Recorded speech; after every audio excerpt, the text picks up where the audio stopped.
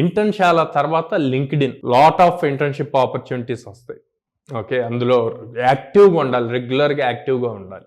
Okay, మీ ఊర్లో ఏదో common problem ఉంటుంది, దాన్ని తీసుకొని దాని మీద ఏదైనా బిల్డ్ చేయడానికి చూడండి. చూసి దాన్ని కంపెనీస్కి కవర్ లెటర్స్లో అట్లాగా లైక్ లింక్డ్ఇన్లో కనెక్షన్స్ ఉంటాయి మీకు, హెచ్ఆర్స్ కానీ సిఇఓస్ కానీ లేకపోతే ఒక ఫీల్డ్లో టాప్ పర్సన్స్ కానీ, వాళ్ళకి కోల్డ్ మెయిలింగ్ అంటాము, లేకపోతే పర్సనల్ మెసేజెస్ పంపించండి.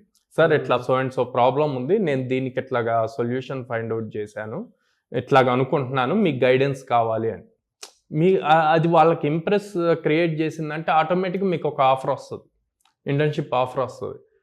అట్లాంటి వాళ్ళ మెంటర్షిప్ చాలా అవసరం. స్కిల్ వచ్చేది మీరు ఏదైతే డిగ్రీ చేస్తున్నారు, డిగ్రీ ఆర్ బీటెక్, మీ బ్రాంచ్ ఏదైతే ఉందో, లేకపోతే ఫ్యూచర్లో నేను సాఫ్ట్వేర్ డెవలపర్ అవ్వాలనుకుంటున్నా, డేటా సైన్స్ అవ్వాలి అనుకుంటున్నాను, లేకపోతే ఇందాక కోర్ సైడ్ చూసుకున్నారనుకోండి, అట్లాంటి వాటి రిలేటెడ్ ఇంటర్న్షిప్స్ చేయండి. అది మీ కెరీర్కి యూజ్ అవుతుంది.